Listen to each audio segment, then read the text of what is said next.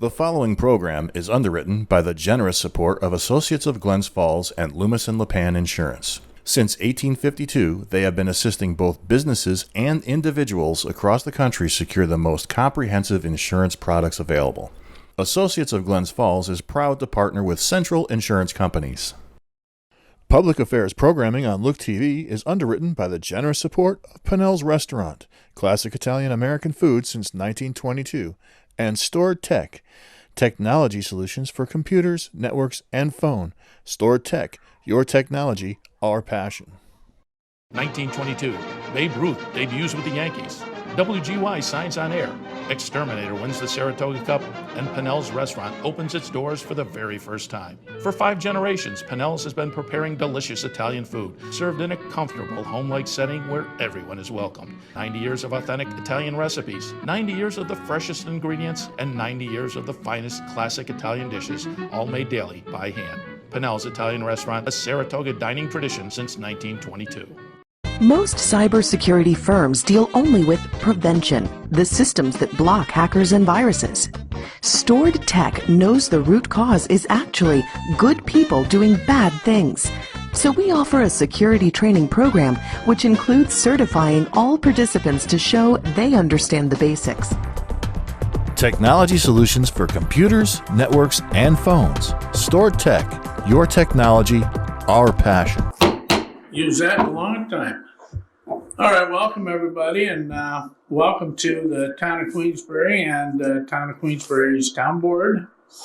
And it's a regular Town Board meeting tonight. It's April 18th, 2022. It's 7 p.m. And before we begin the regular agenda items, would you all please join Councilperson Tim McNulty in saying the pledge? I pledge allegiance to the flag of the United States of America and to the republic for which it stands, one nation, under God, indivisible, with liberty and justice for all. All right, we have 5 items for the Department of Health. 2, we have public hearings on tonight, and 3 set public hearings. But first, we need to move into the Queensbury Board of Health, and is there a motion to do so? So moved. Moved by Councilperson Perron, seconded by Councilperson Medevere. All those in favor of moving into the Queensbury Board of Health, please signify by saying aye. Aye. Aye, any nays? Okay, we're now into the Queensbury Board of Health. Would you please read the first item to the public, please, Caroline? This is a public hearing to consider a sewage disposal variance application of Roseanne Weisel. Okay. The Weisels own, or Roseanne Weisel owns 75 Hannaford Road. And she would like to put in some holding tanks, 2 holding tanks, one with a capacity of 1,500 gallons and the other with a capacity of 2,000 gallons for a total capacity of 3,500 gallons. Asking for 2 variances. I'm not really sure about the first one. Well, to be located 70 feet from neighboring wastewater absorption field in lieu of the required 100-foot setback. I'll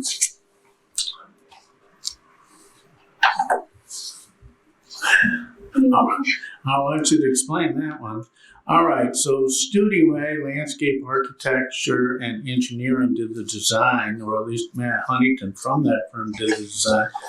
And the second variance listed are the holding tanks to be buried behind a retaining wall due to site constraints in lieu of being buried under the natural grade within a 50-foot radius of the installation. Okay. Would you please introduce yourself for the matter of the record and then expand on what I've said? Yeah. Is this on? Is it? Yeah. Yes, we have one. I think you have to speak a little, yeah, right there. Sorry. It's okay. I'm Kun Rush with Studio A, here to represent Roseanne Weisel.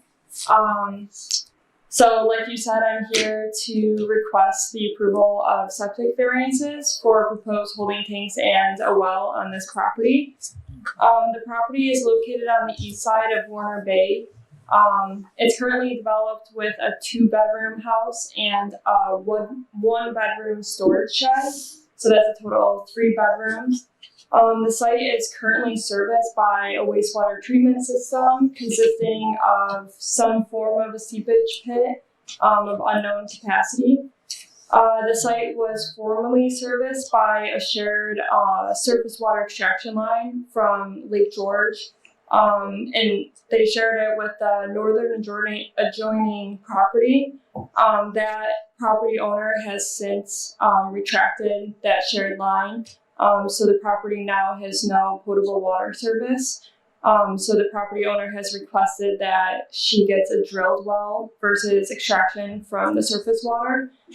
The property right now, it slopes down from the east to Lake George. It's kind of gradual towards the road, but then as you get towards the house, there's a lot of exposed bedrock and very steep slopes. And then after the house, there's also extremely steep slopes and exposed bedrock.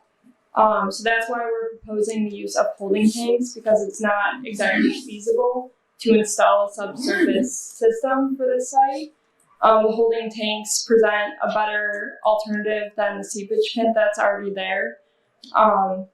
And the area that we're putting the proposed well, it's towards the road, and we have 2 septic systems on both sides of the property. On the northern side, that's the one that we're requesting the variance for. It's less than 100 feet away. Matt has talked with, or he did talk with Dave Hatton about this one. They're pretty certain that it's about 90 feet away from where we're proposing the well, but they couldn't get a hold of the property owners after several attempts to identify it in the field. So we're requesting a variance for a 70-foot variance just to, cover conservatively wherever that field might be. But we do cover the 100 feet requirement from the adjoining property on the south. And then also from a holding tank, you only need 50 feet, and we do cover that for the proposed well and the proposed holding tanks. And then the other variance that we're requesting is for the holding tanks. They usually have to be within the subsurface of native material, but based on the bedrock in the steep slopes on this property, that wasn't feasible again. So we're requesting a variance to install a retaining wall for the holding tanks. And those holding tanks, they're 3,500 gallons total. And based on the 3 bedrooms, we would only need about 2,300 gallons. So it's way above the capacity that's required. And also those are equipped with alarm systems. So as soon as it hits a pumping level, that alarm goes off. And then there's also another alarm that's set just in case there's any above, like right below the outlet, there's an alarm right there. So they know that they really need to pump it then. Okay. All right, Name one more time. I'm sorry. Quinn Rush with Studio A. Quinn. And then Rush is ROESCH. S. Yep, SCH. Okay. Thank you. Yes. Before I open the public hearing, are there any questions from town board members for the agent of the applicant? Well, just a clarification. We visited the site today. When you speak to the holding tanks vicinity of the road, is that Pilot now, or are you putting them up on closer to Hannaford? We're putting them closer to Pilot now. Okay, Yeah. that made more sense. Yeah, they're like after the house, and then the retaining wall will hold them up, essentially. Yeah, and that's just so that we can maintain the 50-foot separation with the well that we're proposing. And John, you were going to bring up the well issue? Well, I did. I kind of looked at her and she says, well, Dave Patton seems to think that she needs a variance for that because it's kind of a quirk in the law, at least in our law, that if you're going to put a filtration bed in, septic system, it has to be so many feet from the well. Mm-hmm. And that's to protect the integrity of the well. But if you put your infiltration bed in and you have no well, you go ahead and put your infiltration bed in. There's no regulations on where you put the well if you do it the other way. Oh. It doesn't make sense. Yeah. But if you want to get into laws that don't make sense, we'll be here a long time. All right. A question, and this would be like for you to ask the applicant, in that the well they're proposing is only going to be 70 feet from an absorption field. Are they going to put like a UV or anything on that water to make sure that they don't have any contamination? I don't believe so, just based on its location being up gradient from that system. Okay, I don't think that's a concern at this point. all right. And Matt Huntington from our office, he worked with Dave, and they are pretty confident that it's 90 feet away. Okay. So I think they're a little bit more comfortable with that distance. And do you perceive any problems with getting those tanks pumped out with the folks having to get up that hill? It was pretty steep there. I don't believe so, because I think that was a big factor of installing the holding tanks, and then also not putting a field maybe closer to the Hannaford Road, just because like installing pipe or anything on those slopes. So that was definitely considered in the whole design. So Okay, thank you. Okay, I'll open the public hearing. Anybody present like to speak to this application?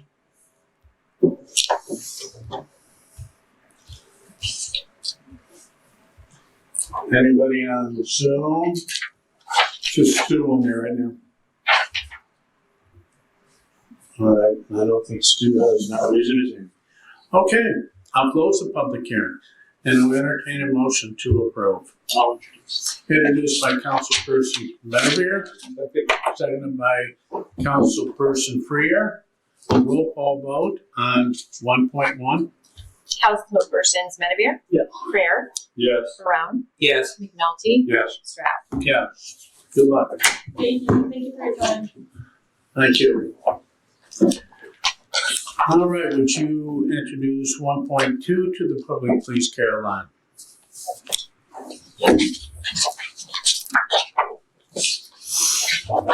This is a public hearing to consider sewage disposal variance for Betty Spawns.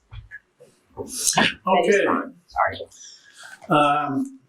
Yeah, Betty Spawn lives on 26 Knox Road, is asking for 3 variances. One absorption field, toe of the field to be 2 foot from the northern property line in lieu of the required 10-foot setback. Second variance, the absorption field toe of fill to be 1 foot from the easterly property line in lieu of the required 10-foot setback. And 3, absorption field toe of fill to be 76 feet from well, and the absorption bed to be 83.7 feet from the, or 83 feet 7 inches from the well, in lieu of the required 100-foot setback. And the agent for the applicant is here. So, Tom Hutchins, would you introduce yourself? Good evening, board. Tom Hutchins, here on behalf of owner applicant Betty Spawn. We looked at it briefly today. It's to me, it's fairly evident that this is the best location on this site for enjoyable care to utilize an enhanced treatment system, pump station, and ultraviolet disinfection on the existing water supply well. So, with that, I guess I turn it over to the board for comments. I would note that again, you mentioned it, but the property line setback variances are actually to the fill surrounding the wastewater system. The field itself actually meets the 10 and 10. Questions for the applicant's agent, town board? Okay, And did you describe this kind of system that you're putting in? Oh, it's NSF 40 enhanced treatment unit, Fuji manufactured. Their CE Model 5 is good for up to 500 gallons a day. This is an aerobic treatment unit, which provides a high degree of pre-treatment prior to introduction to the dispersal field. Yeah, and I thought that was important, so thank you for doing that. All right, any additional questions from town board before I open the public hearing? Seeing none, I'll open the public hearing. Anybody present wish to speak to this application? Anybody on Zoom? No, sir. Seeing none, I'll close the public hearing and entertain a motion to approve. So moved. Moved by Councilperson Ferraro, second by Councilperson McNulty. Roll call vote when you're ready, Caroline. Councilpersons Ferrer, Yes. Barone, Yes. McNulty, Yes. Stroud, Yes. Medevere. Yes.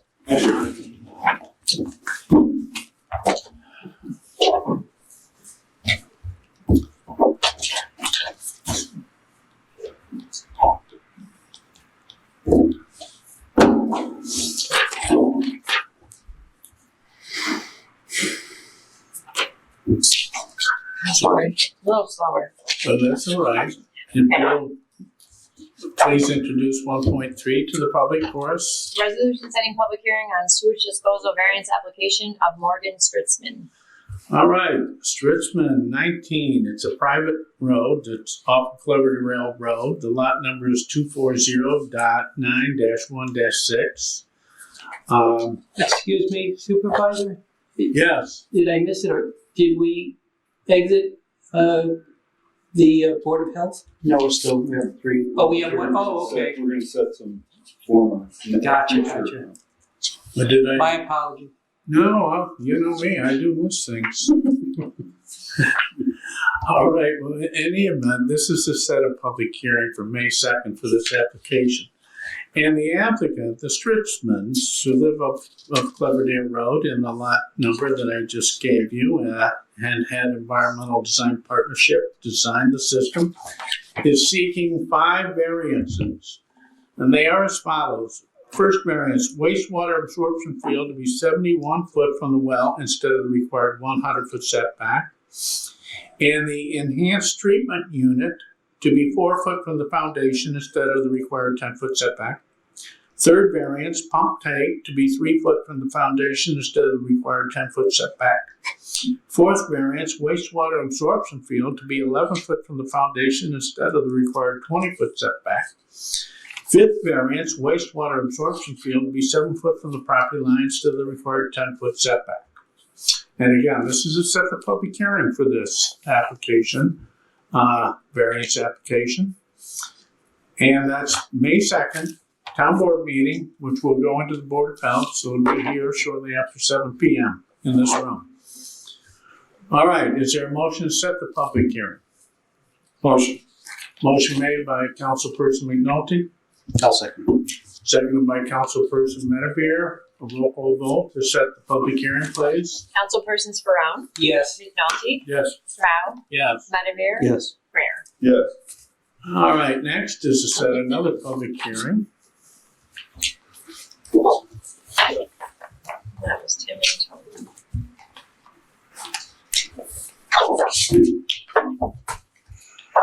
This is a resolution setting public hearing on sewage disposal variance application of Michael Kraft.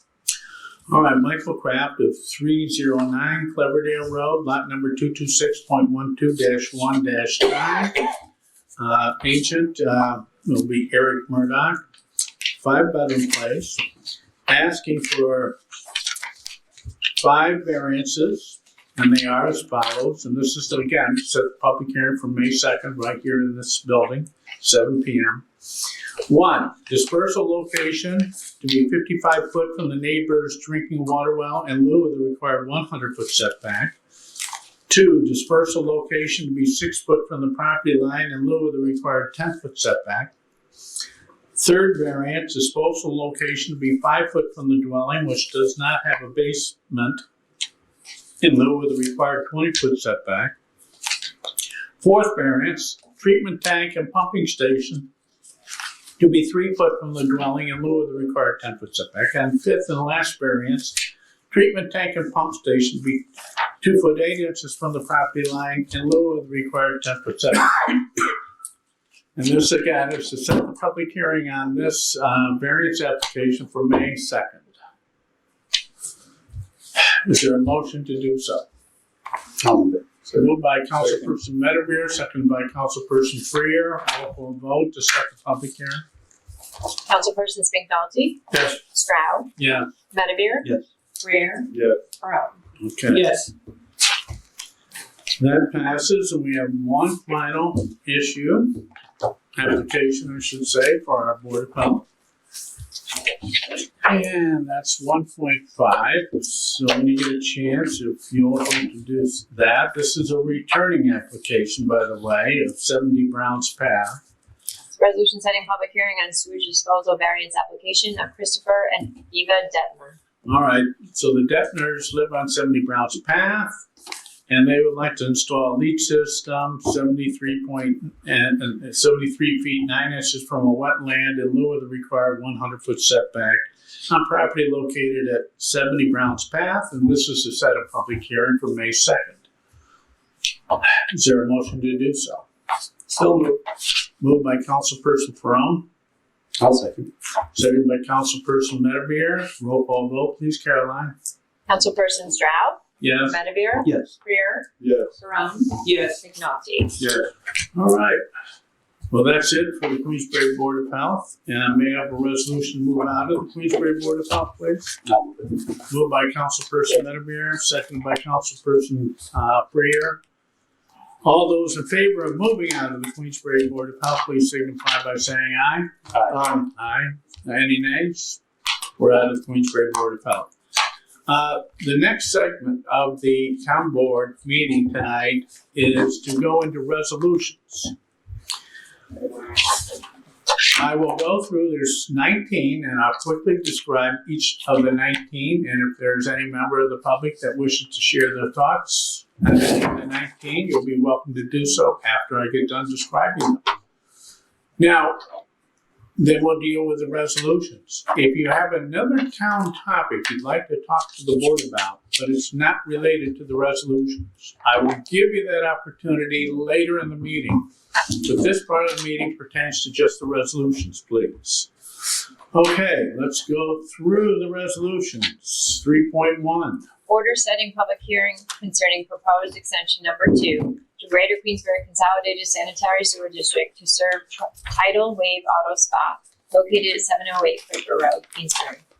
All right, Tidal Wave Auto Spa, or TWAS. Because this is a little history in that when that car wash first located back when, they needed to tie into a municipal sewer, and the only municipal sewer at that part of the world was the Glens Falls sewer system. So the location of the car place is in Queensbury, and we do have sewer right in front of it. So we've asked the new owners if they would, disconnect from Glens Falls, because Glens Falls is billing them. But for example, they're not in Glens Falls. So if they don't pay their bill, Glens Falls really has a tough time going after those kind of people. It is an enterprise that's located in Queensbury, and Chris Harrington, our wastewater director, would rather have them tied into Queensbury. And so this is setting a public hearing. They have done a map plan and report. They are going to pay all the fees necessary to tie into our system. And we'll have a public hearing on this matter as well, May 2nd. So the total cost will be $134,300, and none of that will be paid for by the town. It will be paid for by the applicant. And again, I'll have a public hearing on this on May 2nd. So that's 3.1. 3.2. Resolution to amend 2022 town budget. All right, this is the natural gas. We've added buildings, plus the price of natural gas has gone up, and our bills have gone up considerable. So it's shifting money into paying our natural gas bills. 3.3. Resolution authorizing award of bid for purchase of truck for transfer station department. All right, the transfer station department would like to replace a 2007 Chevy Silverado. They've gone to a purchasing agent, New York State Pro Vehicle Marketplace, and they got, I think it's a fair price, for a 2022 F350 chassis, 4x4, with an SD regular cab, and it has other things. And then they were the lowest responsible bidder was Lithium Motors for $71,575. Now they're going to need an additional $2,000 for ancillary equipment on the truck for a total of $73,575. If the town board approves, they can go ahead and buy it. 3.4. Resolution appointing current alternate member Jackson Lasarso as regular member of town planning board. All right, I got a very good report on Jackson Lasarso. He's already been a regular member of the planning board, fulfilling a position of another resignation. So this will move him from an alternate to a regular member. And that leaves us with 2 openings on the planning board and 1 on the zoning board of appeals. So anybody out there in the public who would like to be on either one of those boards, please contact my office, town supervisor's office, and let us know you're interested, and we'll tell you what you need to do next. 3.5. Resolution approving year 2021 service award program records for Queensbury Volunteer Fire Companies. Okay, well, this town board has reviewed the volunteers who work at our 5 fire companies. We contract with them for fire service, but they also provide us with so much more, and I think many of the public knows that. Recently there was flooding in basements. They did help out and get their pumps out and help those people out. Car accidents, and we need to have traffic management. Our fire station volunteers are right there. And the list can go on. So it's not just fires they put out. They work many aspects of making our community safer. So we offer them a kind of retirement program. It's currently $700 a year. Our town council, Bob Pantner, is drafting a referendum item that will go on November's statement, asking us to jump this in stages to a total of $1,200. I think that's over 2 or 3 years. And because these volunteers, you could argue this isn't much, but it is something that give them for all the work they put in. So in order to be even qualified, you have to get 50 points. Now 50 points means you have to make various runs, you have to do certain training, you have to work in the firehouse, you have to do this and that and the other thing. 50 points is not easy. It's a lot of time, it's a lot of effort. Those who prove that they have at least 50 points will be entitled to 1 year of service in the LOSAP, or Length of Service Awards Program. So, like I said, this is approving those people that earned 50 or more points in 5 fire departments. 3.6. Resolution authorizing consent to Town of Lake George being designated as lead agency for purposes of fulfilling secret requirements relative to potential approval of McPhillips Preserve at French Mountain Park master plan. All right. It was 4 years ago, 5 years ago. Dennis Dickinson, town supervisor, town of Lake George, came up to me and says, listen, I got a thought. The McPhillips own some property. Half of it's in the town of Lake George. Half of it's in the town of Queensbury. It's basically French Mountain. And the lower part near Bloody Pine Road is in the town of Lake George. I think that I could work something out and we could purchase that property working with the Conservancy, primarily Lake George Land Conservation organization. Jamie Brown headed it at the time, Lake George Land Conservancy. And they worked out a deal that the Conservancy would put in money to help purchase this property. The town did, town of Lake George, we all did, with the idea that we would make it a community asset, that it wouldn't be developed and we'd see the scarring of human development chiseled into the side of French Mountain, facing Lake George, facing north, that it could be an opportunity for advanced hiking, mountain biking, and possibly an education facility, and something why visitors, another reason why visitors could come and enjoy the assets of our area. So the town of Queensbury has worked with Lake George and Dan Baroche in particular. And this resolution is we're going to consent to town of Lake George being the lead agent for secret purposes, the environmental review purposes. 3.7. Resolution authorizing technical services, change order number 2 regarding professional engineering services of CT Mail Associates related to New York State DEC groundwater testing review and summary. All right. Well, as you know, we've been working in earnest to study the situation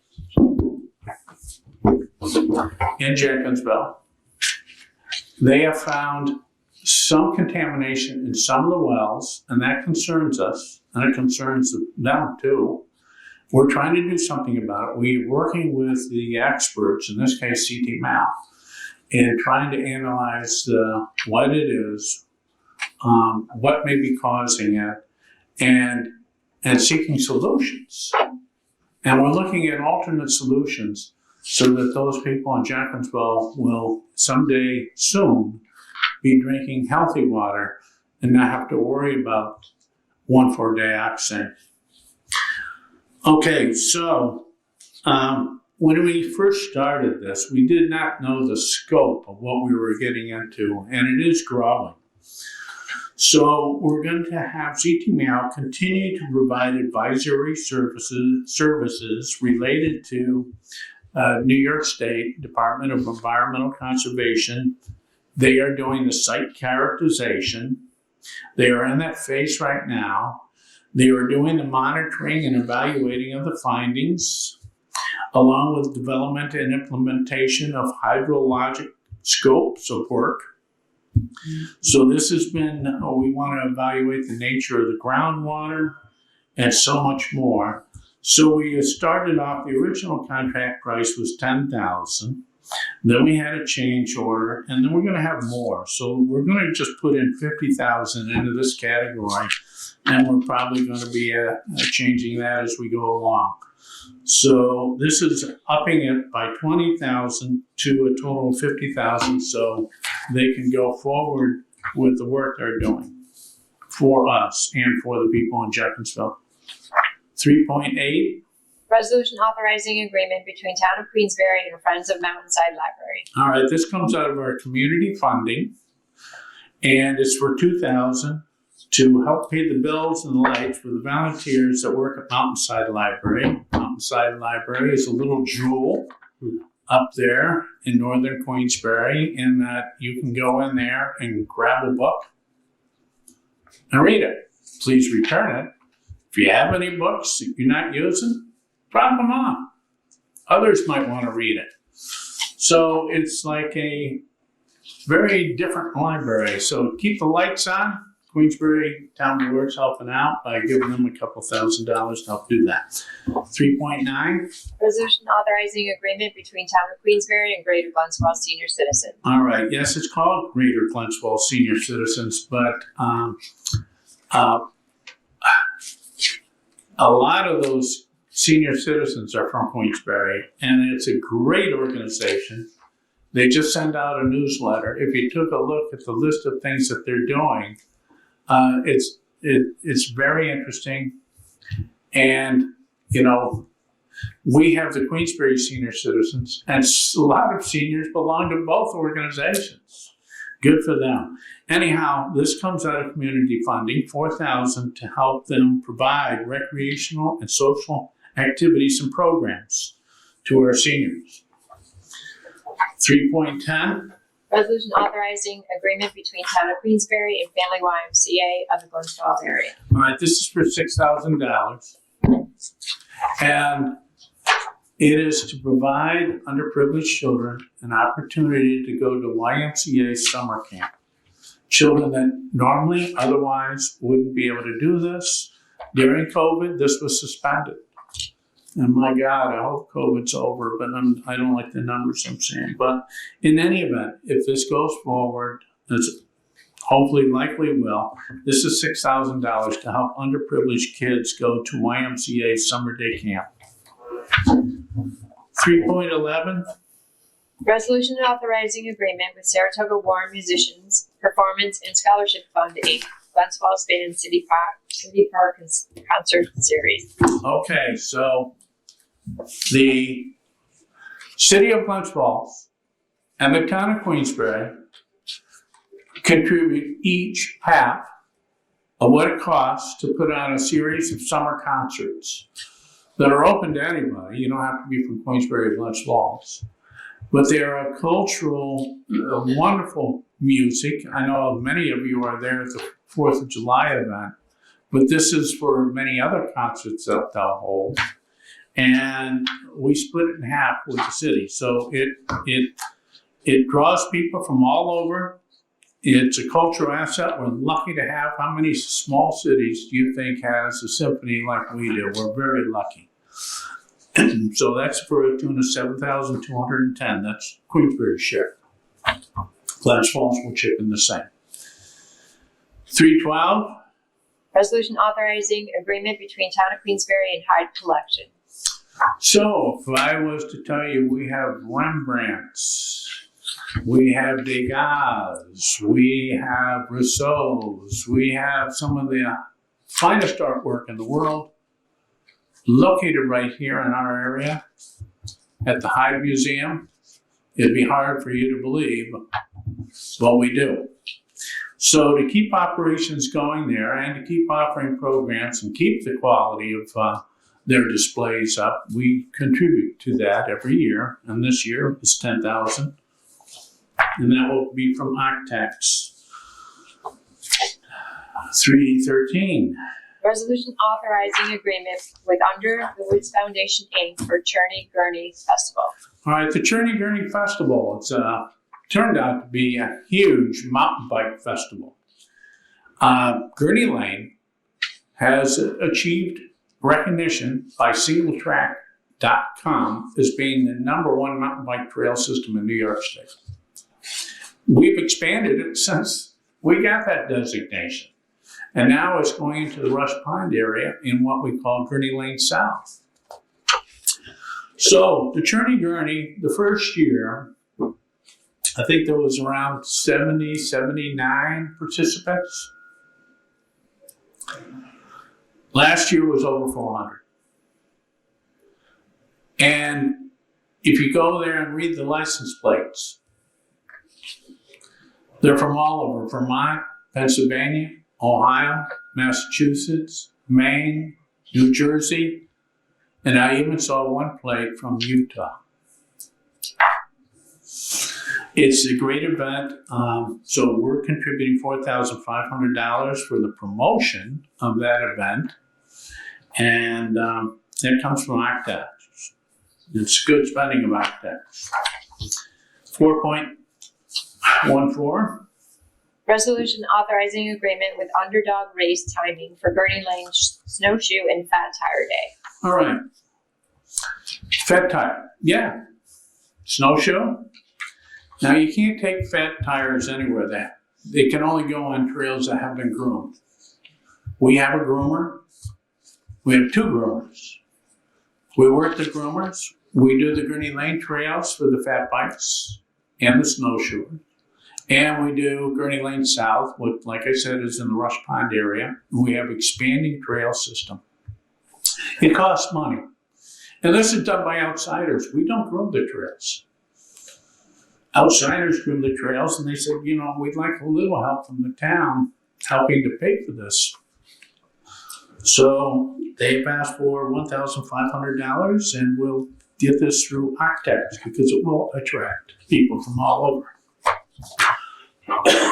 Excuse me. 3.15.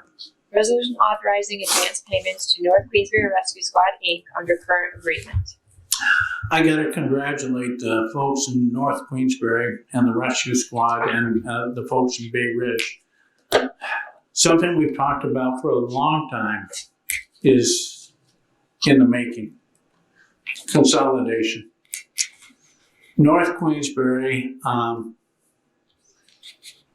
it's just tough to get volunteers, especially North Queensbury. Bay Ridge is doing pretty good with volunteers, but even it's not like the old days. We have to have paid service.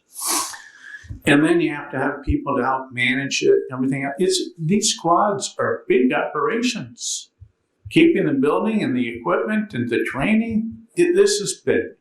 Yeah, we still are lucky to have volunteers that are out there working to save our lives, making us healthier, saving us from automobile accidents. They're there with advanced life support if we have a heart attack. You're darn glad that they're there. So they're working together to piece together what will be a transition into a consolidated EMS unit.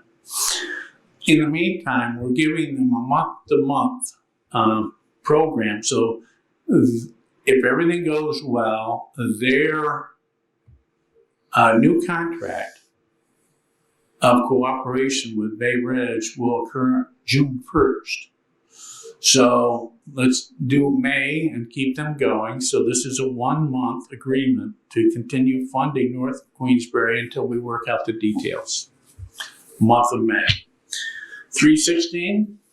Resolution authorizing hiring of Duncan Murphy as full-time motor equipment operator for Highway Department. All right, Duncan Murphy has gone through the gauntlet, come out on the other side as the number one person the Highway Department would like as full-time motor equipment operator. So this is to approve the hiring of Duncan Murphy.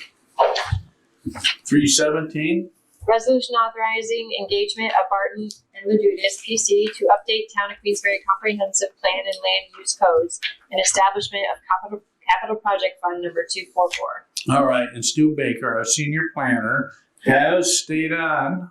He's up in Ticonderoga watching our meeting in case we have any questions or thoughts or anything else.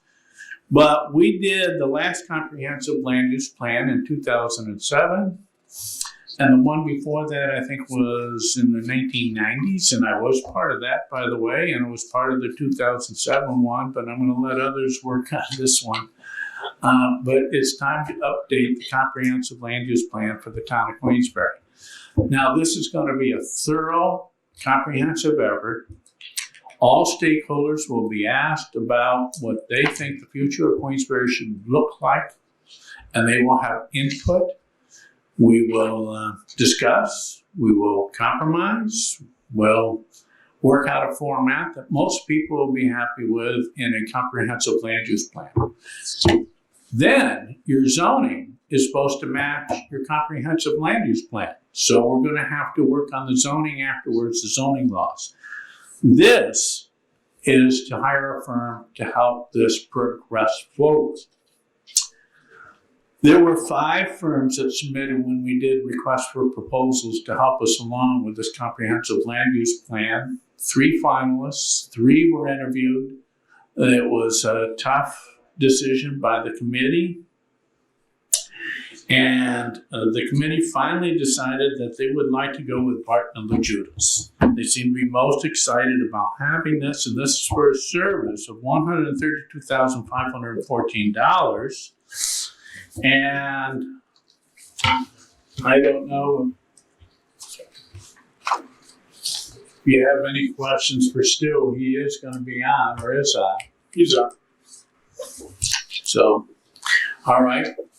So this is to approve the contract with Bucknell and Judas to help progress the comprehensive land use plan forward. So I guess that'll be our last one was a comprehensive land use plan of 2007. So I guess this would be and you're supposed to renew them every 10 years. Very few communities stick to that. But this will be the comprehensive land use plan, I think, for 2023, maybe?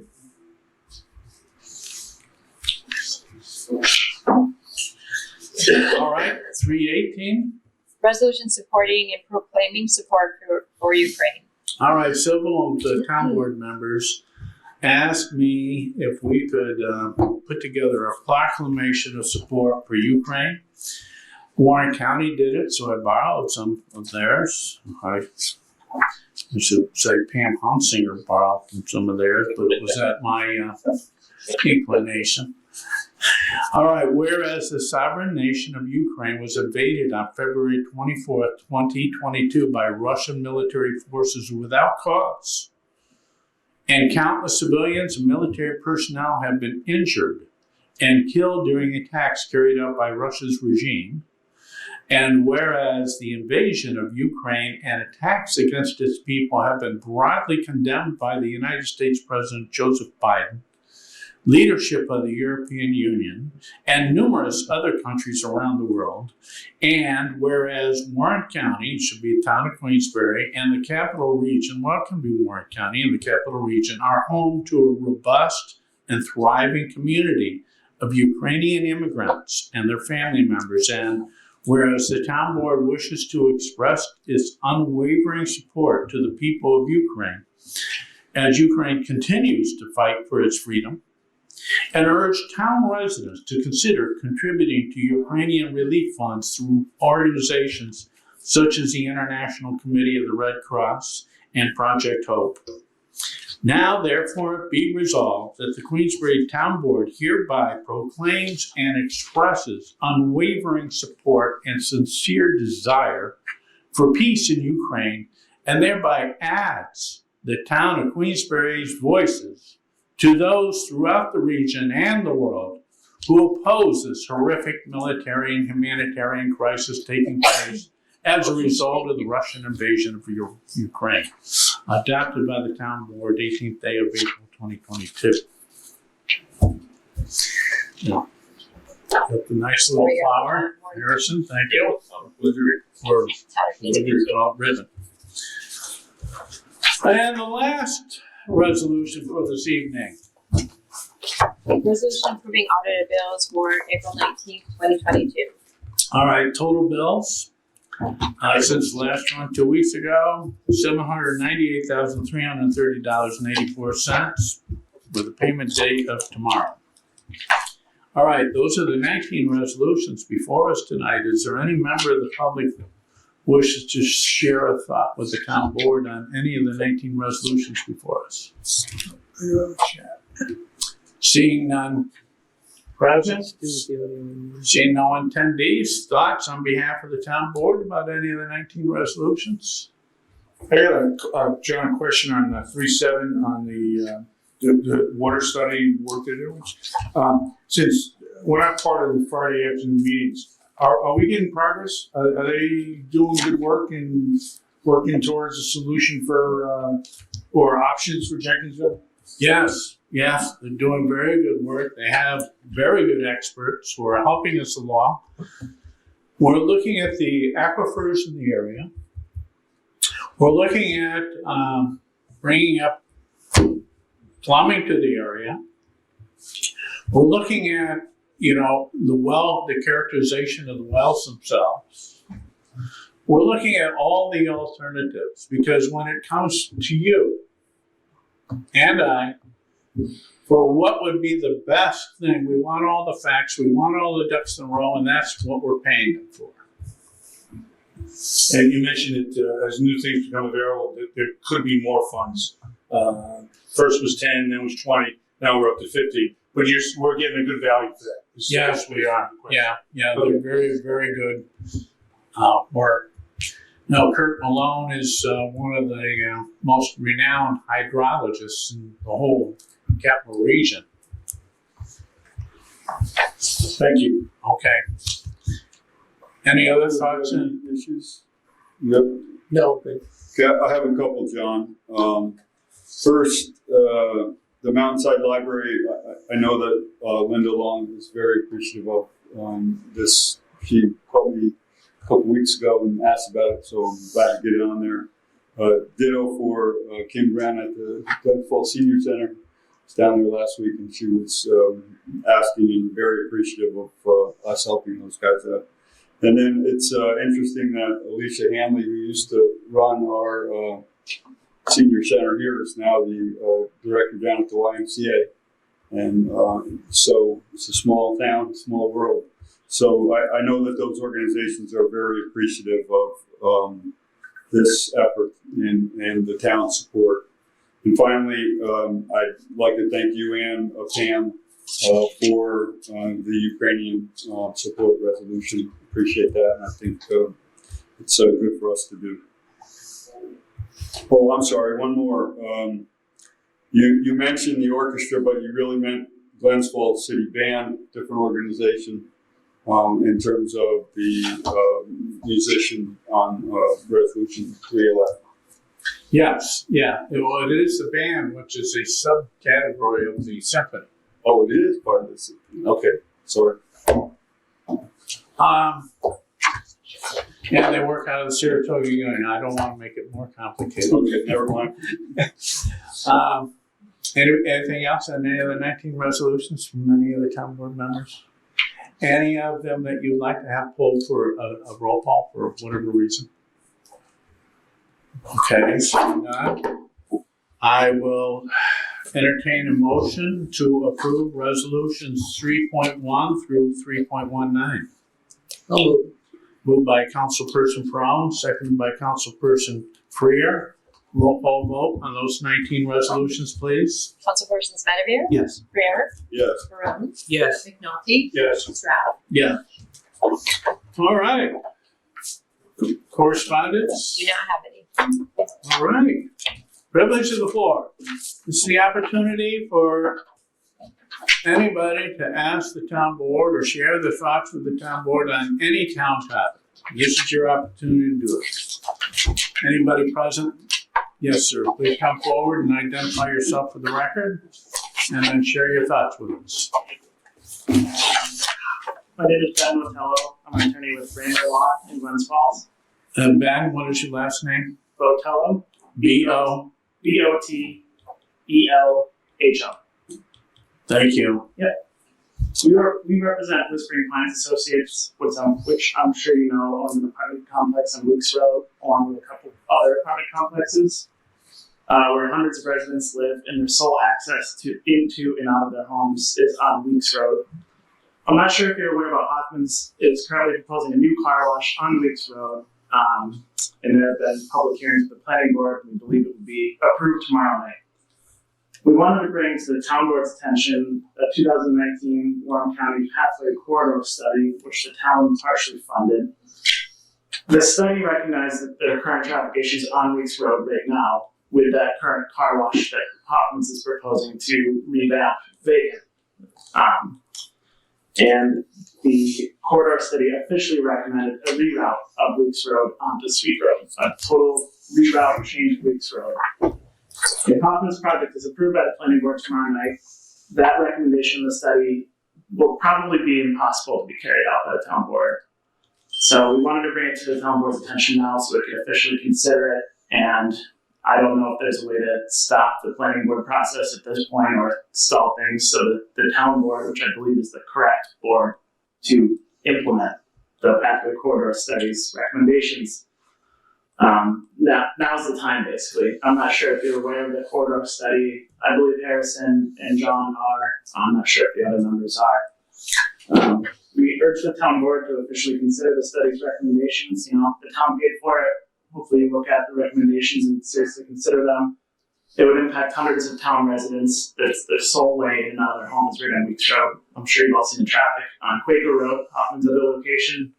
There, it's not as big of a deal because people can go around. It's not a residential area. Here, if that traffic backs up, a fire truck may not be able to get in, ambulance may not be able to get in or out, let alone the nuisance factor of people having to wait extra minutes or more to get in and out of their homes. So we really urge the town board to take a close look at the pathway corridor study and seriously consider those recommendations to protect the town and its residents. Thank you. All right, you're welcome. Thank you. Anybody else like to speak to the town board about any town topic? Seeing none, and still Stu's hanging in there. Okay, then we'll move on from privilege of the floor to town board discussions. Tony did the last. Now Tim McNulty, Councilperson McNulty. We had referring to an article in Friday's paper about the bike path and the use of electronic bikes. Harrison, George, and I were talking about it down this end. I guess the different classes. Class 1 is everybody's using them. There's really no way to stop them. Interested to hear if you really think there is a way that we can control it, or if we want to control it. I kind of like the idea of vehicle operators are responsible for the safe operation of their vehicle, no matter what kind of vehicle it is. Of course, no motorized vehicles, but I'd be interested if we have a role in this. I know it's the county bike path, but maybe if we just kind of announce what our position was. What do you think? Well, a significant part of the Warren County Bikeway does go through Queensbury, and you're all Warren County residents, so you have an interest in it as well. And you're all users of the bikeway. So, and you all want safety for the public. So the conversation for e-bikes has come up. There are 3 kinds of e-bikes out there right now. There's more than that, but there's 3 classifications. The e-bikes are limited to 750 or 1 horsepower systems. The class 1, you have to pedal it to get the assist. And your assist, and different bikes are different, has a number system. You want a little bit of assist, that could be a 1. Are you going up a big hill and you'd like to maximize your assist? That would be a 5. Now, knowing that when you go to 5, it's really going to start using up your battery juice. So you want to save it for the next hill, so you tone it down. Those bicycle with the power assist in class 1, the power assist cuts out as the vehicle obtains 20 miles per hour. That does not mean the vehicle, the bicycle, is limited to 20 miles per hour. It only means after 20 miles per hour, your power assist is going to cut out. Class 2, you do not need to pedal to get the power assist. You can just turn it on and just ride it like a motorcycle. They too will only power assist you up to 20 miles per hour. Beyond that, you're on your own. And if you're going down a hill, you probably could exceed 20 miles per hour. Class 3 are bicycles that can go up to 28 miles per hour and don't need any pedal assisting. All right, so knowing a few people that I have ever heard from are comfortable with class 3 on the bike trail. So people seem to have some comfort level with class 2. I personally think class 1, I am comfortable with class 1 because part of the reasons why we have created bike trails is get the public out there, enjoy nature, but also get some exercise. And if you're riding around on a vehicle where you don't have to pedal to get the power assist, that defeats the purpose. All right, well, that's just my opinion. So I am comfortable with class 1 bicycles. They are power assisted, but you need to pedal to get that power assistance. And doing so, the power assistance can take you quite a few miles, depending on the terrain, and then you're hitting that, 5 and punching it up. Now, my concern is that people that normally might casually stroll on their bicycles at 5 or 6 or 7, maybe even 10 miles per hour, now can do 20. And you're on a bike trail with families, with kids. And kids are not always dependable. They'll do erratic behaviors like run away, run out on the side, run there, and an oncoming bicycle going 20 miles per hour could do more damage to that young kid than I would want to imagine. So I think there needs to be rules. And I think that when you're passing pedestrians or even slower bicyclists, you should do so with caution. Some communities have made it 5 miles per hour when passing pedestrians. And then, if there's nobody in front of you, have your glory. And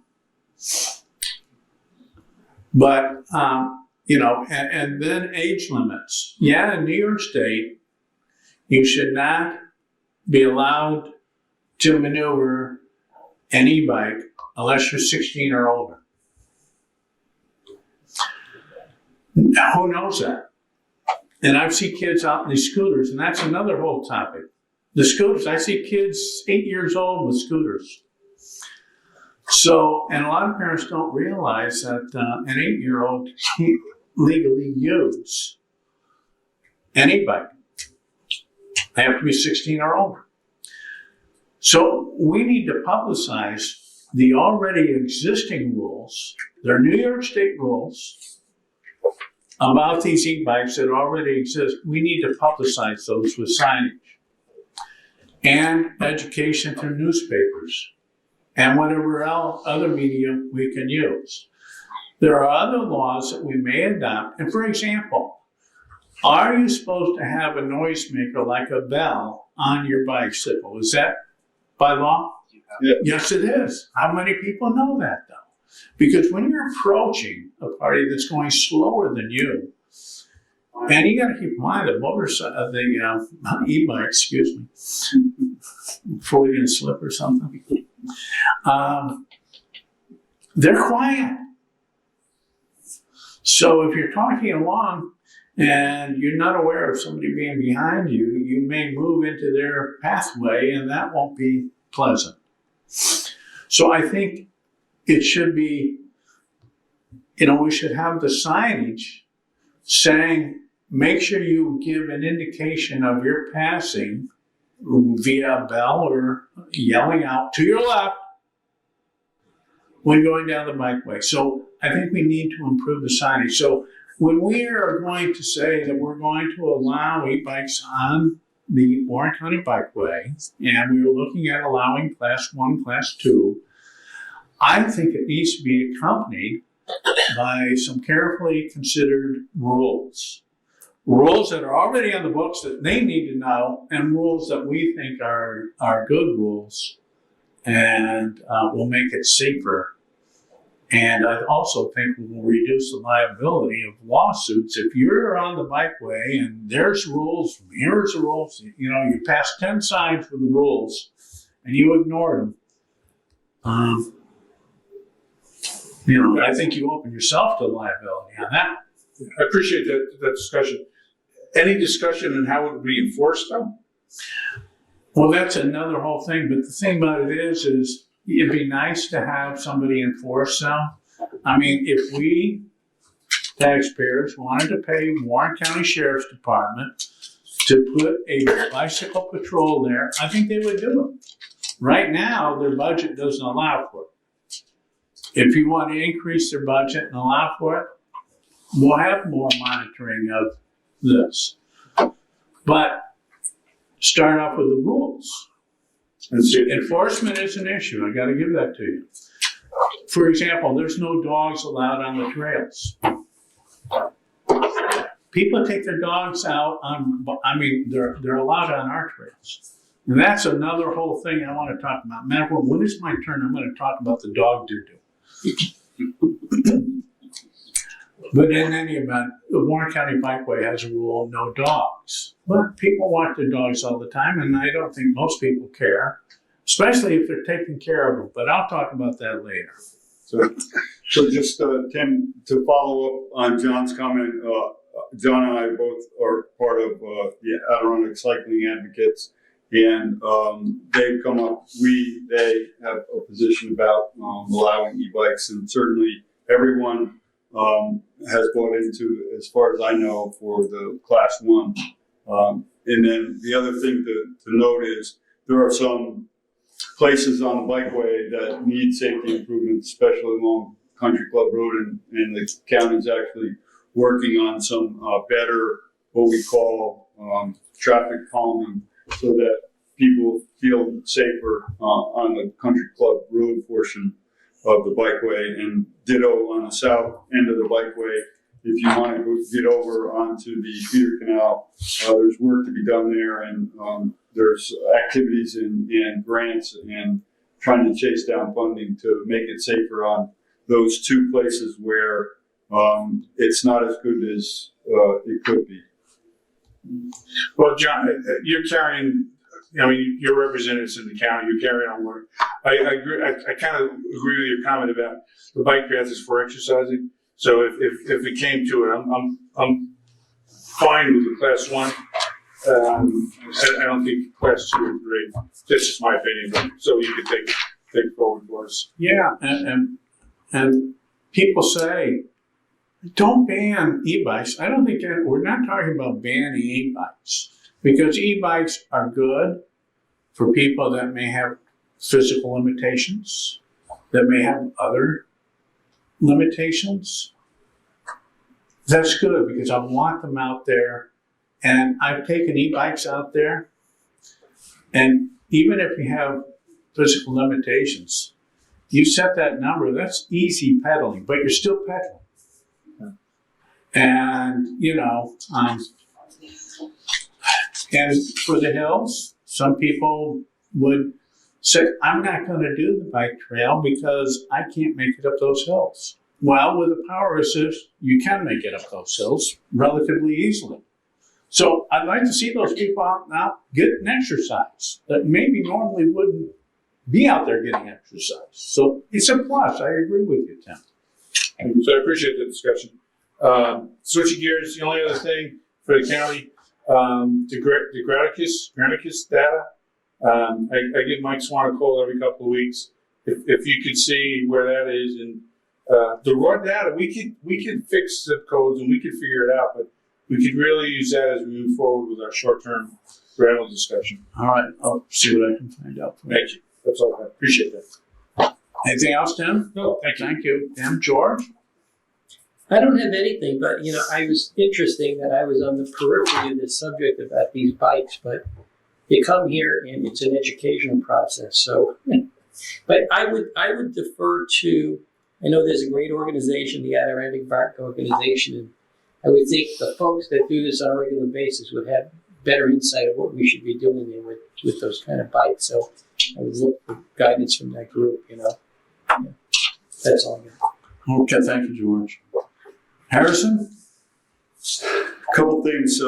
Town Magazine that came in the mail had some really good articles in it, so I would, if it made it into a bookshelf, I would recommend it for all of us. And lighting, electric vehicles, so interesting topics. The Hoffman Car Wash thing, you and I met with the Hoffman team on Friday. They, I think, provided a pretty compelling set of data in terms of that while there may be some very intermittent disruptions for Weeks Road residents, the current project really doesn't support rerouting Weeks Road like we had thought maybe in the corridor study was something that we should look at. I am concerned that, as Ben mentioned, if we see those kind of backups on Weeks Road, where there's a danger of, fire or a continuous nuisance, the Hoffman guys said probably 4 or 5 times a year after a snowstorm and everybody has their free monthly pass, we'll want to get a car washed. You might see some congestion there, but it shouldn't be routine.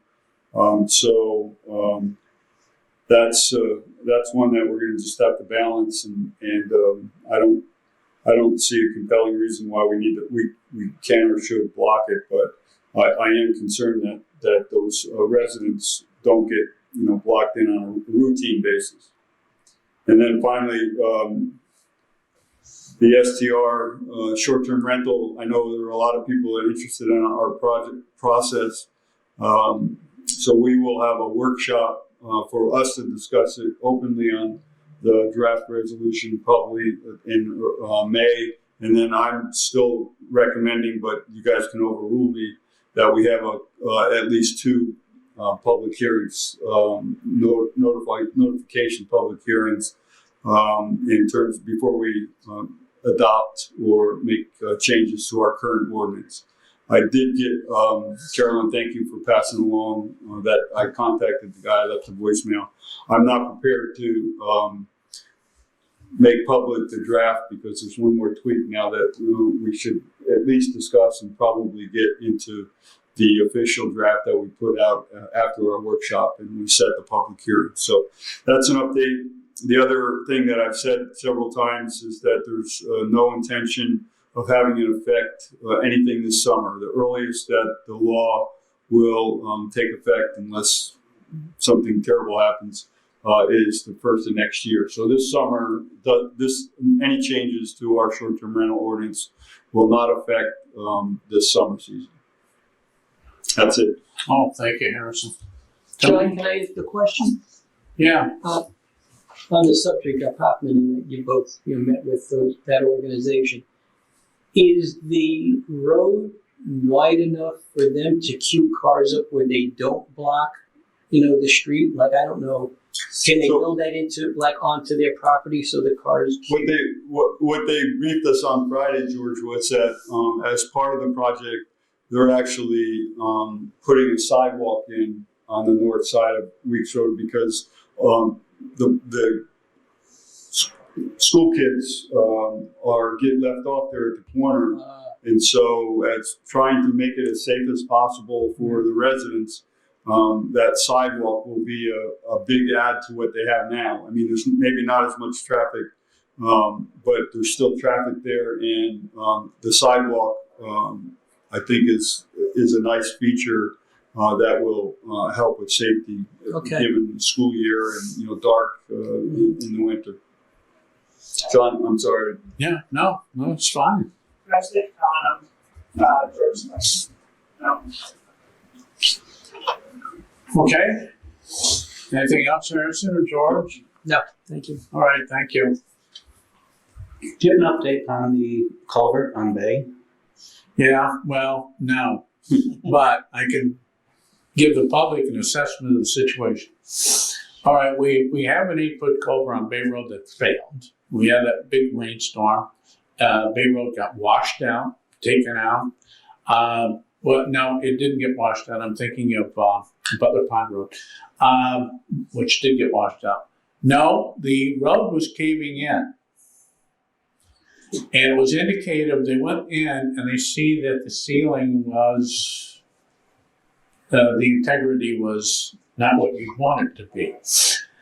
And so they unburied it, thinking that they could reinforce a section of it,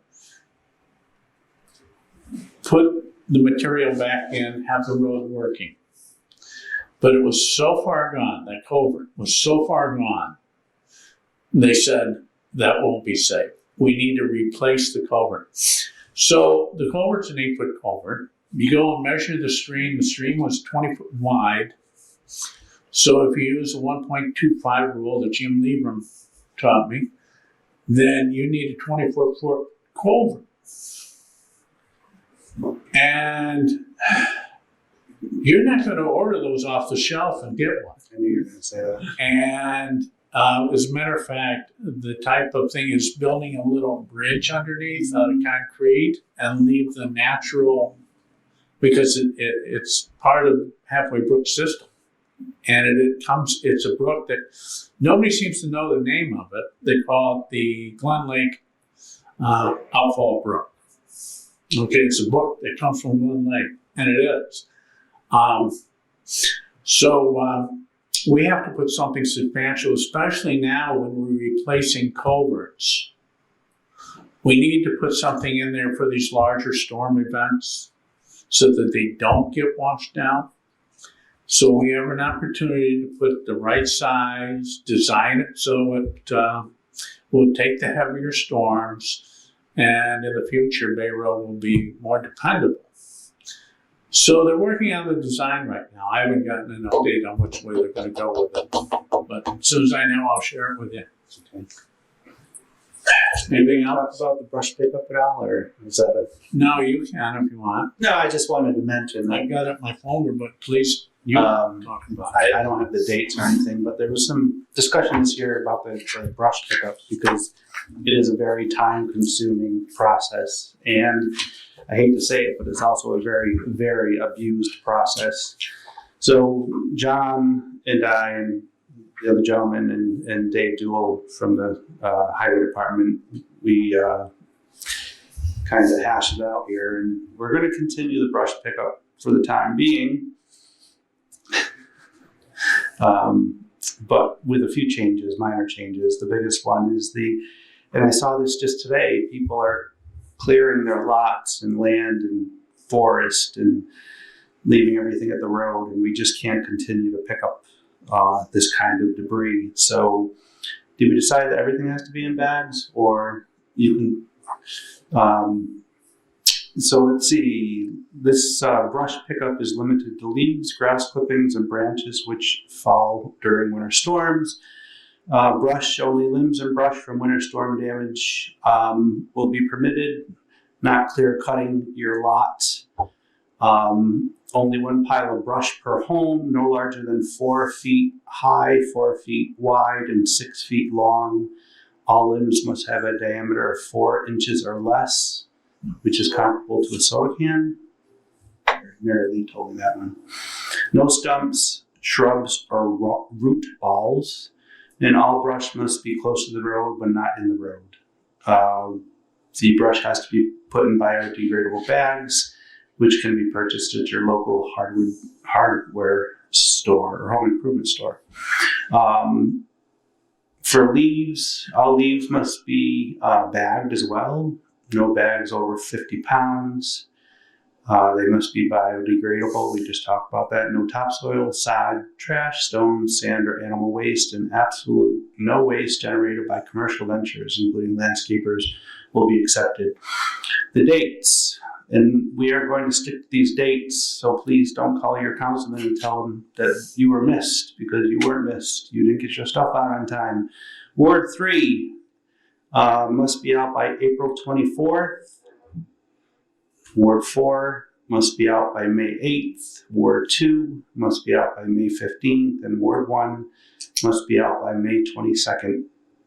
In, what is it, a week per ward, I believe. So please adhere to it. We've had situations in the past where people call up and say that they were missed, but we found out last year that in one situation she was putting her stuff out in July of that weekend and called up on Monday and said that we never picked up her stuff, and I found out that that's not the case, that she was not following the rules. And so again, we're going to change things a little bit, and you have to adhere to the rules, and if you don't, you're going to have to deal with picking up the brush yourself. So it's, that's where we're at this year on this. More to follow next. Okay. Thanks, John. All right, thanks, Tony. All right. Well, we were on the topic of dogs. They're prohibited on the Warren County Bikeway, but we do allow them on the town trail systems right now. So when I take my dog out, I bring my bags with me. When my dog does their thing. I pick up the waste. I tie the bag, I put it in my pocket, and I bring it home. All right. What I do isn't what other people were doing. They were just letting their dog waste go all over the trails. And I was getting complaints. And I go out and pick it up. And I talk to Steve Lovery, director of Park and Rec. Can we put some doggy bags out? So he did. He put doggy bags on each end of the trails. All right, so now people have their doggy bags. So it's just, now you can't use that for an issue. Just pick up your dog waste, tie it up, put it in your pocket, bring it home. Nope. They're just leaving it on the trail. They're putting it in the bag, they're tying it up, and then leaving it on the trail. Now I go through and I clean up the trails. One outing, I have 2 of those 12-gallon tall kitchen bags. Both were full by the time I got back to my car of dog waste. Which path is that? Some people think, well, I won't leave it in the trail, I'll throw it in the woods. You know, so they get it 10 feet in the woods, big deal. It's still in a baggie that's going to last. You know, why don't you just, now we got trash containers at the end of the trails. So all you have to do is carry it as far as the end of the trail and put it in a trash container. So last week I went out, we got this whole system in there. We got the barrels, we got the bags, we got the signage, we got everything. I filled up a 12-gallon kitchen thing with dog waste. Folks, it's no wonder why Warren County Bikeway prohibits dogs, because it's not the dog's fault. You got bad dog owners. Bad dog owners. Where were you? Both the Halfway Brook and the Rooks Pond trails. That was a Huffy Pond on Wednesday, and I couldn't believe Yeah. the dog waste at Huffy Pond. And there's 2 stations with bags and garbage. I don't know what you can do. Then what you do is you ban the dogs from the trails, and then people say, why are you doing that? No, it's not. It's the bad folks, you know? Anyways, talking about dogs.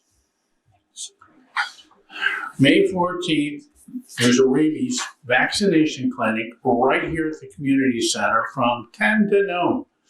So if your dog needs a rabies vaccination, get it here.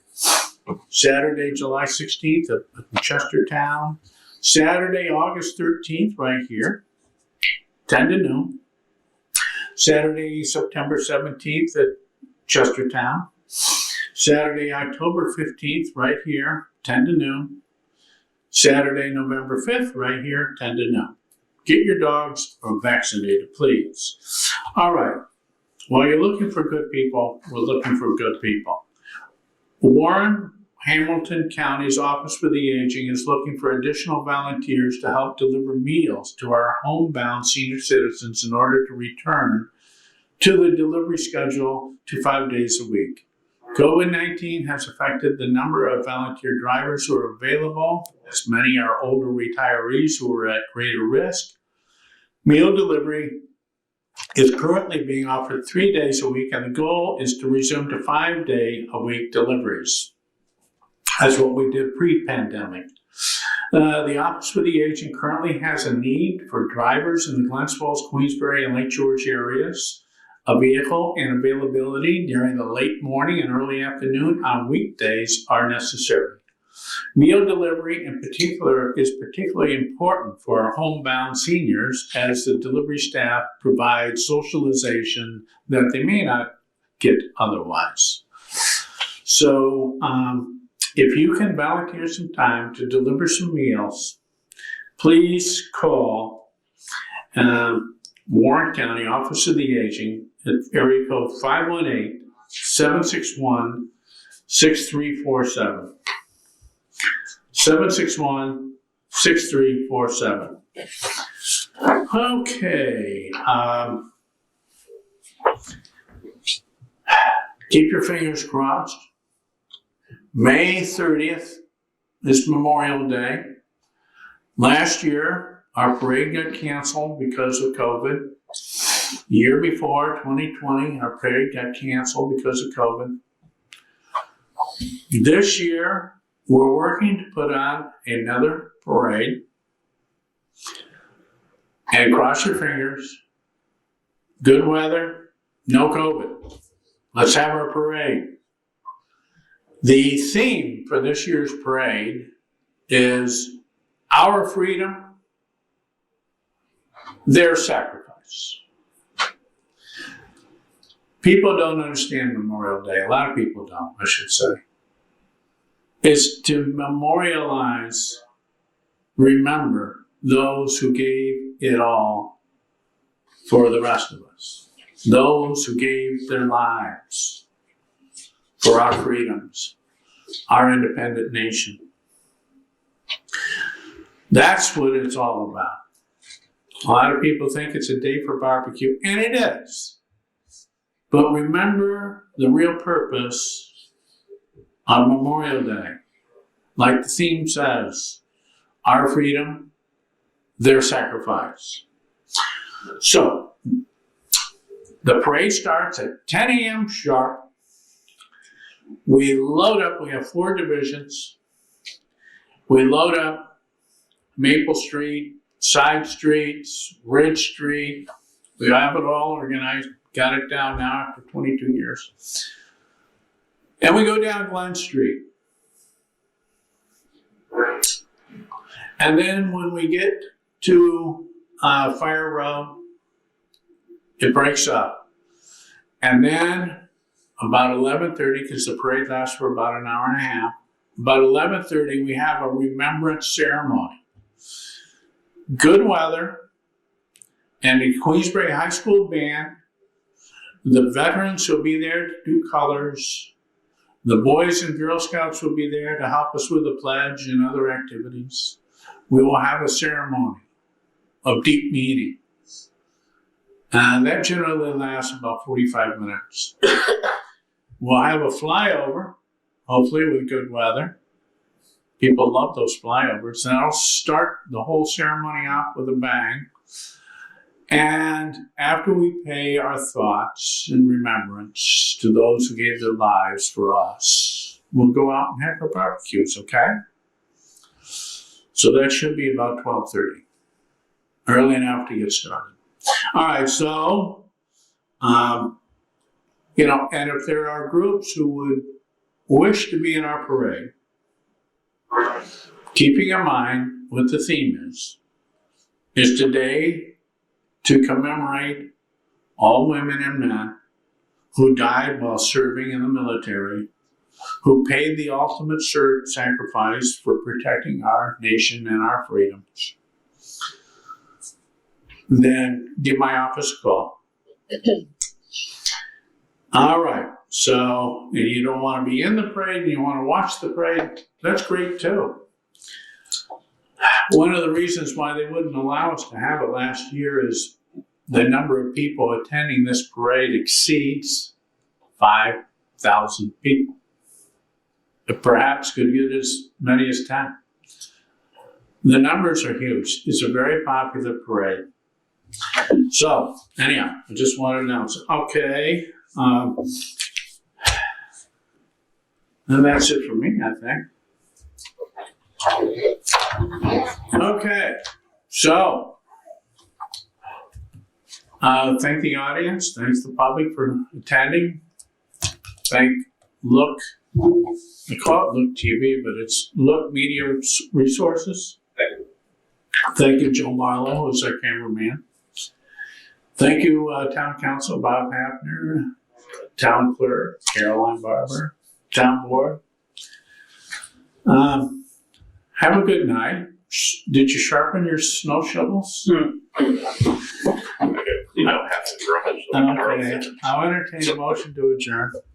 Motion. One by Councilperson Ferone, seconded by Councilperson Medevere. All those in favor of adjourning, unless there's any other thoughts or questions. All right. Please signify by saying aye. Aye. It's unanimous. We're now adjourned. I can use this thing once in a while. The following program is underwritten by the generous support of Associates of Glens Falls and Loomis and Lipan Insurance. Since 1852, they have been assisting both businesses and individuals across the country secure the most comprehensive insurance products available.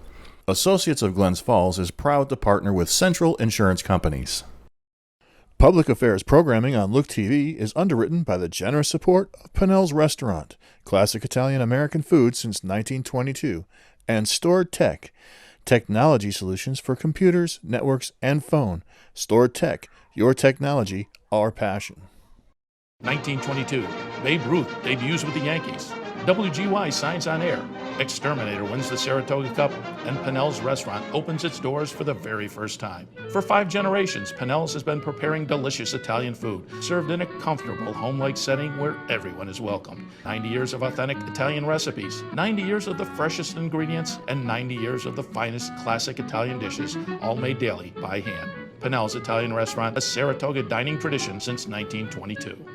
Most cybersecurity firms deal only with prevention, the systems that block hackers and viruses.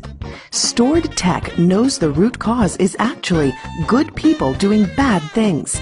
So we offer a security training program which includes certifying all participants to show they understand the basics.